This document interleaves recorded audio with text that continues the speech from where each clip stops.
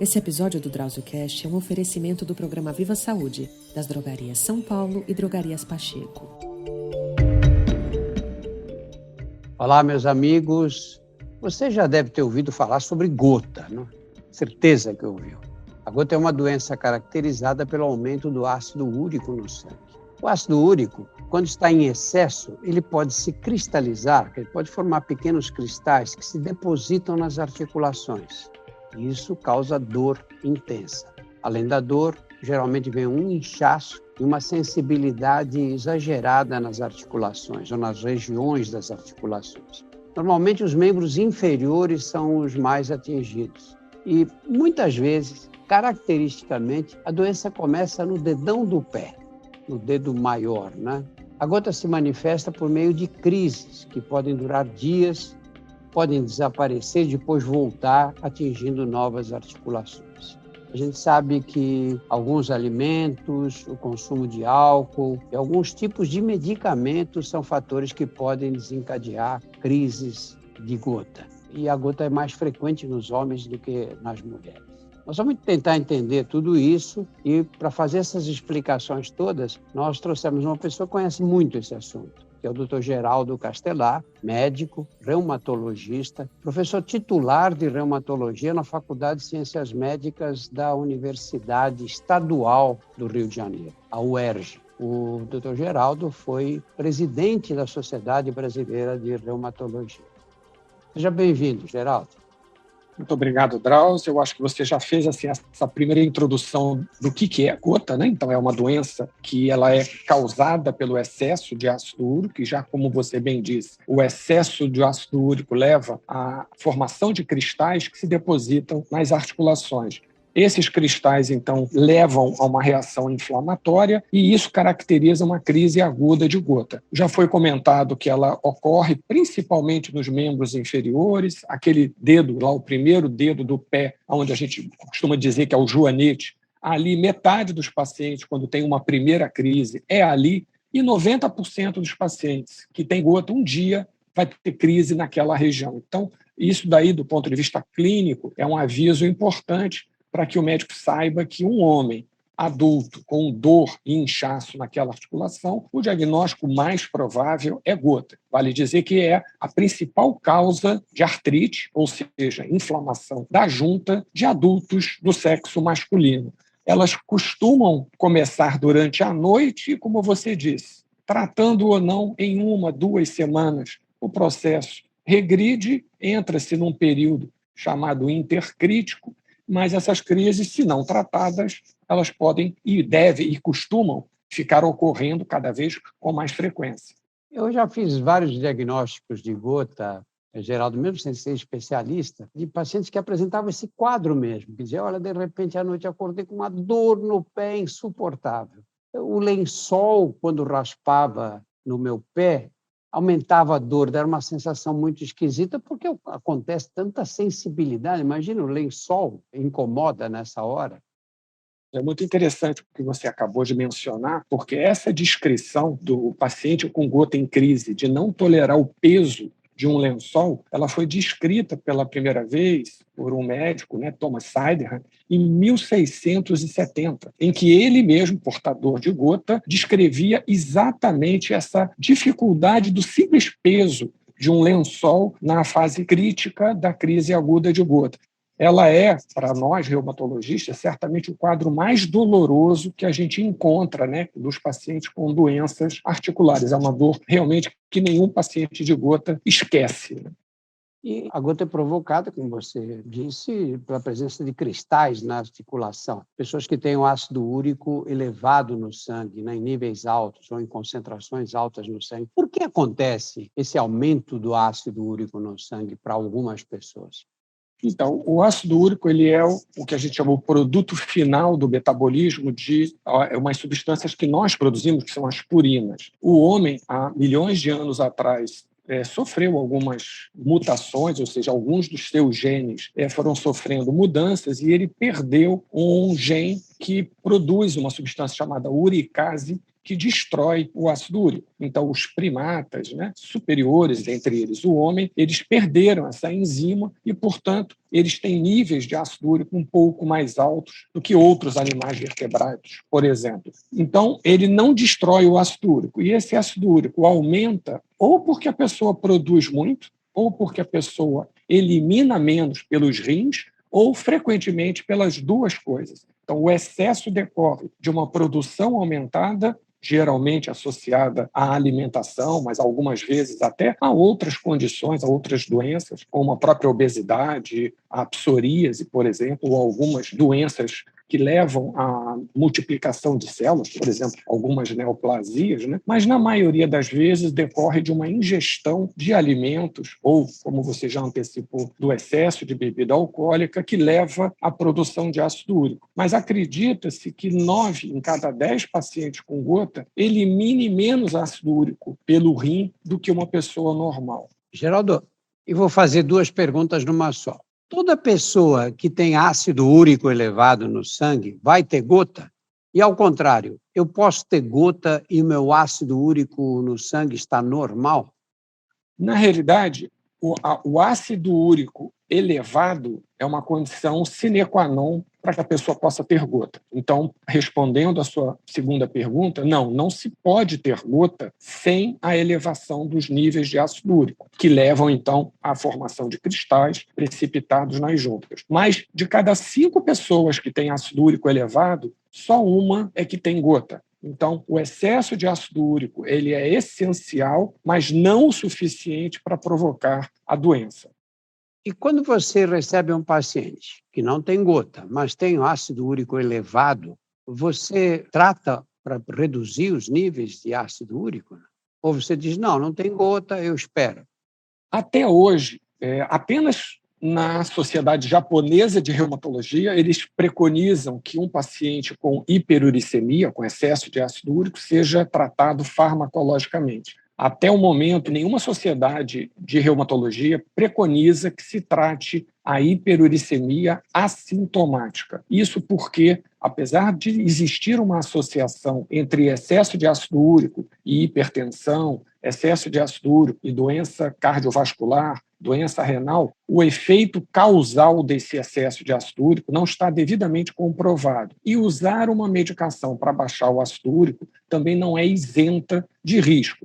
Por isso, do ponto de vista farmacológico, não se deve tratar a hiperuricemia assintomática. Dito isso, como geralmente, eu já vou trazer esse aspecto para a nossa conversa, um paciente que tem excesso de ácido úrico, geralmente ele tem um excesso de peso também, ele tem uma intolerância à glicose ou mesmo um diabetes, ele é hipertenso, ele tem doença cardiovascular, ele tem já uma função renal diminuída, o tratamento dessas condições, a perda de peso, o controle da pressão, deve ser fortemente recomendado. E dietas ricas em ácido úrico, claro, devem ser trazidas para a conversa no sentido de que diminuam. Então, não é que não se faça nada para quem tem ácido úrico elevado, sem ter gota. Faz-se mais do ponto de vista de medidas não farmacológicas e controle das eventuais comorbidades que essa pessoa possa ter. Fala um pouquinho agora dos fatores que podem desencadear uma crise de gota em pessoas com ácido úrico elevado. Então, o que a gente observa? Claro que quando eu estou, lidando com um paciente específico, eu valorizo muito a experiência dessa própria pessoa, em que muitas vezes ela cita de forma muito clara que a ingestão de um determinado alimento ou a ingestão de uma determinada bebida, seja pela quantidade ou pelo tipo, naquele indivíduo desencadeia a crise. Então, é claro que esse fato é um fato que fica acima de qualquer outra consideração da literatura. Mas o que a gente vê? Que uma pessoa que, como a gente disse, o pé, a primeira articulação do dedo do pé é um local muito comum. E é um local muito comum também de trauma, às vezes até pequenos traumas, o jogar um futebol, não necessariamente machucar. Então, o trauma numa determinada articulação, deslocando aqueles cristais que estão depositados, pode favorecer a uma crise de gota. Uma dieta muito exagerada, às vezes 1, 2, 3 dias antes, em particular, uma ingestão de muitos alimentos gordurosos, pode provocar uma crise de gota. Ao contrário, o jejum prolongado ele também pode desencadear uma crise de gota. A desidratação também favorece uma concentração maior de ácido úrico, pode estar associada a uma crise de gota. E é muito comum para nós reumatologistas, às vezes, sermos chamados dentro do hospital, na clínica da urologia, ou na cirurgia, ou na clínica médica, de um paciente que tem gota, que internou para tratamento de uma infecção, ou está se preparando para uma cirurgia, ou foi operado, e nesse momento assim, de estresse clínico ou de pós-operatório, ele desencadeia uma crise. Ou seja, essa situação, digamos, que a gente chama pró-inflamatória do organismo, também é uma causa de desencadear uma crise. E mais recentemente tem se visto, não especificamente da Covid, mas que às vezes até a vacinação de determinados pacientes em que há um estímulo do sistema imunológico para responder, às vezes em alguns pacientes também pode se associar ao desencadeamento de uma crise. Geraldo, eu lembro quando eu estava na faculdade, tinha um professor que dizia, olha, quando o doente tem gota, vocês têm que proibir ele de comer tudo que você joga no chão e germina. Por exemplo, milho, feijão, arroz, enfim, a dieta ficava muito restrita. Tem cabimento isso, não? Não tem não, Drauzio. Na realidade, existem trabalhos que mostram que se você fizer uma dieta com nada que leve à produção de ácido úrico, a redução do nível do ácido úrico do sangue é muito baixa. Dito isso, a gente não está dizendo que a dieta não é importante. Especificamente em relação ao que você disse, que joga para o chão e germina, trabalhos que são baseados em esse recordatório da dieta, porque é muito difícil você fazer um estudo em que você, prospectivamente, ou seja, você inicia uma orientação dietética, tem um grupo controle e fica ao longo dos anos vendo o que acontece com o valor do ácido úrico. O que se faz é o contrário, é pegar um grupo de pessoas, avaliar que ele não tem ácido úrico alto, nem tem o diagnóstico de gota, e de tanto em tanto tempo faz um recordatório do tipo de alimento que ele está ingerindo, da quantidade de bebida alcoólica, e vendo os diferentes grupos, a gente vê com que frequência esse ácido úrico aumenta ou aparece um diagnóstico de gota. E assim se associa certos alimentos ao aparecimento do excesso de ácido úrico e de gota. E, curiosamente, há alimentos, verduras e vegetais, mesmo, por exemplo, a soja ou alguns grãos, eles não estão associados a um risco aumentado de desenvolver gota. O que tem associação, em termos de alimentação, é proteína de origem animal, mais especificamente carne vermelha, miúdos, vísceras e frutos do mar. Então, do ponto de vista de alimento, o que a gente precisa considerar são essas três coisas. O excesso, e eu estou frisando excesso, de carne vermelha. Uma pessoa que tem gota, ela não está proibida de comer carne vermelha, mas ela deve evitar fazê-lo em demasia, sempre que possível, e ela puder trocar por uma carne de aves, ou de peixe, ele está ajudando o metabolismo dele. Então, é evitar isso. Eu reforço que, como esses pacientes geralmente têm outros problemas de saúde, a ênfase na minha visão da dieta de um paciente com gota é no sentido de perder peso, caso ele tenha sobrepeso, e isso é muito comum, da quantidade de sal, já que hipertensão é muito frequente nesses pacientes, da ingestão de hidratos de carbono, de açúcar, devido à possibilidade de uma intolerância à glicose, e de gordura. Então, o cuidado é muito mais de uma alimentação sadia como um todo, do que especificamente dieta para pessoas com gota. Certa vez, eu ouvi um paciente me dizer que o médico havia proibido ele de comer carne de pombo, como se primeiro fosse comum alguém comer carne de pombo. E a pessoa, digamos, perde a oportunidade de falar sobre uma dieta, digamos, boa para todos os aspectos da saúde e se prende a um detalhe irrelevante, Claro. E em relação ao álcool, eu ainda peguei a época em que se proibia os doentes de beberem, o que certamente não é realizável na prática, né? Se pegar alguém e dizer nunca mais você vai beber nada, é claro que essa pessoa um dia vai tomar um copo de vinho, uma cerveja. Qual é a relação direta? O que quem tem gota pode e o que não pode beber? Eu vou começar, Drauzio, falando sobre um episódio que ocorreu com meu pai, que era reumatologista também, e tinha um interesse muito grande no estudo da gota, que um dia chegou para mim, e a gente estava jantando, e ele falou, poxa, hoje eu atendi um paciente, e eu, quando perguntei se ele bebia, ele me respondeu, aceito. Então, digamos, é um lado folclórico, né, da ingestão de bebida alcoólica com o paciente com gota. Mas, na realidade, o álcool, de uma forma geral, ele realmente traz um desafio para a gente no manuseio do paciente com gota, né? O álcool, quando ele é metabolizado no fígado, ele leva à produção de ácido úrico. O álcool, quando ele é metabolizado, excretado pelo rim, diminui a eliminação de ácido úrico pelo rim. Então, ele atua nesses dois pratos da balança, né, de produção aumentando e de diminuição da eliminação. E a cerveja, em particular, ela é rica em purina, então, independente do teor alcoólico, ela também aumenta o nível de ácido úrico. Dito tudo isso, como você muito bem mencionou, eu não posso chegar para uma pessoa que tem o hábito de ingerir bebida alcoólica há 30, 40, 50 anos e dizer com a cara assim, mais santa do mundo, só não pode beber. Até porque, se eu fizer isso, além de tudo, ele nem volta mais para conversar comigo. Então, é muito mais lógico a gente negociar a quantidade, o momento, o tipo de bebida alcoólica, como eu acabei de dizer. A cerveja é mais nociva, até mesmo do que um destilado, e principalmente um vinho tinto. Mais uma vez, entra o vinho tinto como o garoto bonito do grupo, em que, principalmente, se for feita uma ingestão pequena, um copo, até 2 de vinho tinto, isso não se associa geralmente a um risco maior de crises agudas de gota. Mas a cerveja, principalmente, tanto pelo aspecto do álcool, como por ela própria, ter purina, que leva à produção de ácido úrico, deveria ser evitada. E, principalmente, se o paciente está realmente numa crise, não é hora de beber. Se o paciente ainda não está com o nível de ácido úrico dele controlado, a gente está aumentando a medicação para fazer esse controle, também seria um ótimo momento para o paciente baixar ao máximo a ingestão de bebida alcoólica.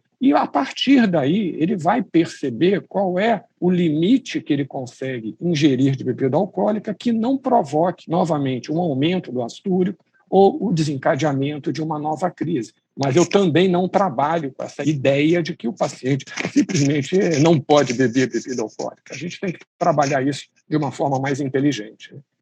Por que é mais frequente nos homens a gota, Geraldo?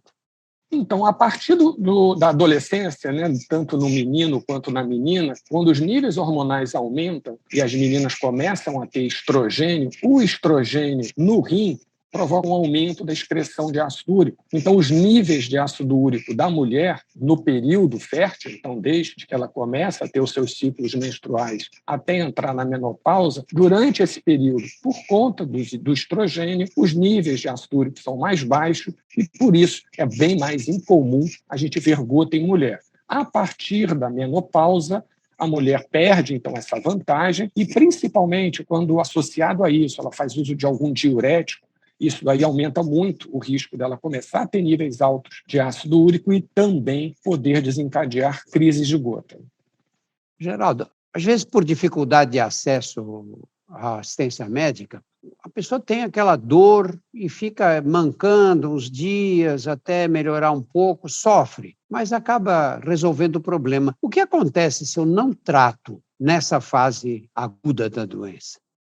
O tratamento, né, da gota, ela envolve, por exemplo, o tratamento da crise aguda de gota, que é o que mais, digamos assim, inferniza, né, a vida do paciente. Então, claro que para o paciente esse é o momento mais importante. Uma vez esse paciente saindo da crise aguda de gota, o problema não ficou resolvido, porque a causa da doença, o excesso de ácido úrico, continua. E se esse ácido úrico ele não for reduzido, eu vou começar a trazer aqui para a gente esse número 6, porque sempre que a gente fala de um tratamento da pressão arterial, da hipertensão, pressupõe que está estabelecido que eu devo baixar os níveis pressóricos, idealmente, ali para casa dos 12/8, né? 120 miligramas de sistólico, 80 de diastólica. Se eu vou tratar um paciente com diabetes, também está claro que eu tenho que reduzir os níveis de glicose para um determinado patamar.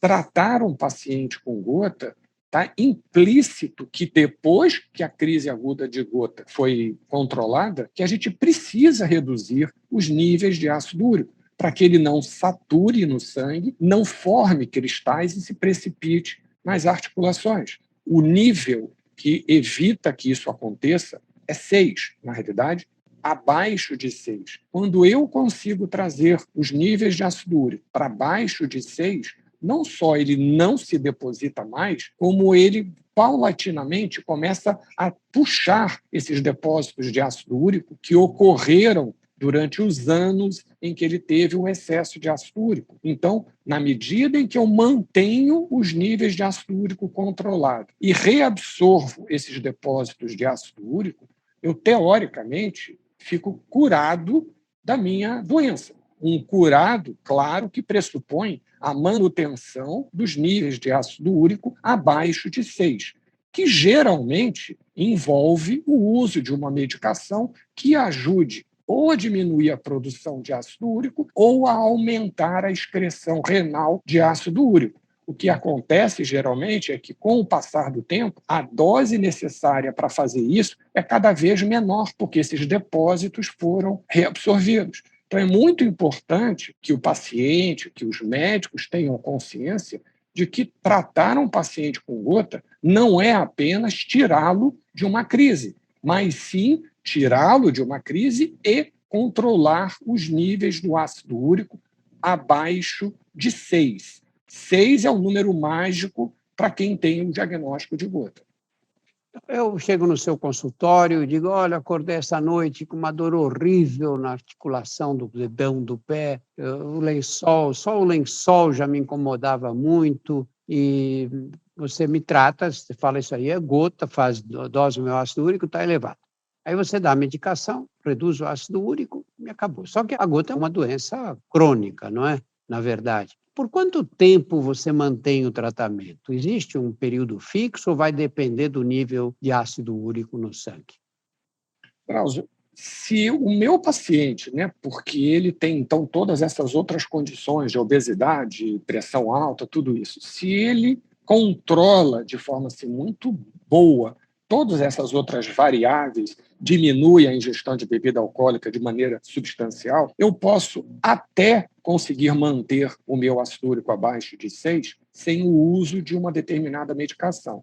Eu diria que isso não é a maioria, muito pelo contrário, é a minoria dos casos. Então, mesmo que essas outras coisas sejam feitas, geralmente se necessita de forma contínua do uso de uma medicação para manter o ácido úrico sob controle. Da mesma forma que um paciente hipertenso, diabético, que tenha um excesso de colesterol, precisa manter uma medicação que mantenha a pressão, os níveis de glicose e colesterol sob controle. É exatamente o mesmo contexto. Então, é um tratamento de longa duração que, na maioria das vezes, é para o resto da vida. E o tratamento pode ser medicamentoso ou, eventualmente, a própria pessoa pode controlar com essas mudanças que você citou, não é? De hábitos de vida, exatamente. Uhum. Você sabe que, aí pelos anos 90, foi descrita a chamada síndrome metabólica, não é? Que são pacientes, isso para quem nunca ouviu falar esse nome, são pessoas que têm um conjunto de problemas, que têm pressão alta, que tem a glicemia, o nível de açúcar no sangue elevado, ainda não está no nível de diabetes, mas tem um nível elevado, tem vida sedentária, obesidade, um conjunto de fatores que, no fim, aumenta o risco de doenças cardiovasculares, ataques cardíacos, derrames cerebrais, etc. Alguns autores propõem incluir o ácido úrico elevado nessa síndrome metabólica. Você é a favor ou acha que isso não faz sentido, Geraldo? Drauzio, não é relevante assim, do ponto de vista da definição de síndrome metabólica, que você apontou bem, que ele já fez parte das variáveis para que se dê o diagnóstico de síndrome metabólica, mas o que importa é a gente saber que quem tem excesso de ácido úrico frequentemente tem ou a síndrome metabólica completa ou algum dos seus componentes. E, portanto, digamos, esses outros aspectos ligados à saúde precisam ser muito bem tratados. Às vezes, uma primeira crise aguda de gota é uma oportunidade para um homem vir a avaliar como é que anda o seu colesterol, a sua pressão, a sua glicose, e ele perceber que, além do excesso de ácido úrico, ele tem essas outras comorbidades que, se não forem tratadas, com o passar do tempo, a conta vai chegar. Vai iniciar-se um diabetes ou vai aparecer uma complicação dessa hipertensão, dessa dislipidemia, como sendo uma doença cardiovascular ou uma função renal se prejudicando. Então, eu costumo dizer que, até certo ponto, o azar de ter uma crise aguda de gota, no fundo, é uma janela de oportunidade para que o homem faça uma avaliação melhor do seu estado de saúde e tome atitudes que mudarão o seu futuro. Isso é fundamental. É importante o médico que atende um paciente com gota se dar conta dessa associação com essas manifestações da síndrome metabólica e não ver o paciente com gota apenas no contexto de uma crise aguda de gota e de um excesso de ácido úrico. O problema metabólico desse indivíduo é mais amplo e essas outras condições têm um impacto na qualidade de vida, na taxa de mortalidade, extremamente importante. Então, isso tudo precisa estar contextualizado quando a gente acompanha um paciente com gota. E alguns medicamentos usados para outras doenças podem provocar aumento do ácido úrico e, consequentemente, crises de gota? Sim, o uso de determinadas medicações, principalmente cardiovasculares, por exemplo, o uso de diuréticos. O diurético ele diminui a eliminação pelo rim do ácido úrico, assim como a aspirina em dose baixa também.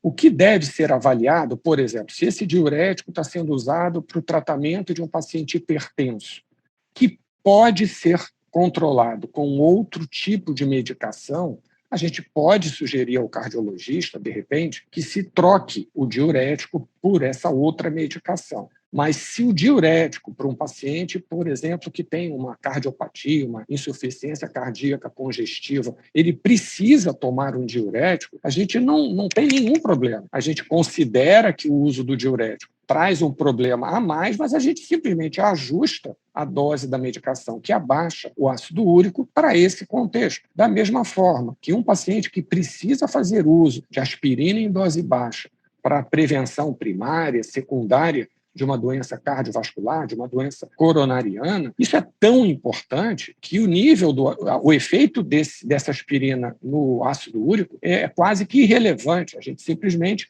vai controlar o ácido úrico de uma outra maneira. Então, existem, sim, essas substâncias, existem alguns medicamentos quimioterápicos que podem aumentar, mas, de uma forma geral, eles são tão relevantes para o controle dessas outras condições que a gente, só quando pode, é que a gente pede para mudar. Para finalizar, Geraldo, 2 perguntas rápidas. Primeiro, crianças podem ter ácido úrico elevado? E a segunda é se pessoas que não sentem nada, que não têm gota, nunca tiveram, devem fazer dosagens periódicas de ácido úrico no sangue? Drauzio, vamos lá. Em relação às crianças, vamos colocar de uma forma geral. Como eu havia dito, até que as crianças cheguem na sua puberdade, os níveis de ácido úrico são muito baixos. Em elas entrando na adolescência, eles podem começar a aumentar, como eu disse, principalmente em garotos do sexo masculino. E o que a gente observa é que quando também esse grupo de pessoas começam a se tornar obesos, não raramente começam a ter níveis de pressão um pouco mais alto do que os adolescentes que não têm esse sobrepeso, que não têm alguns erros de alimentação.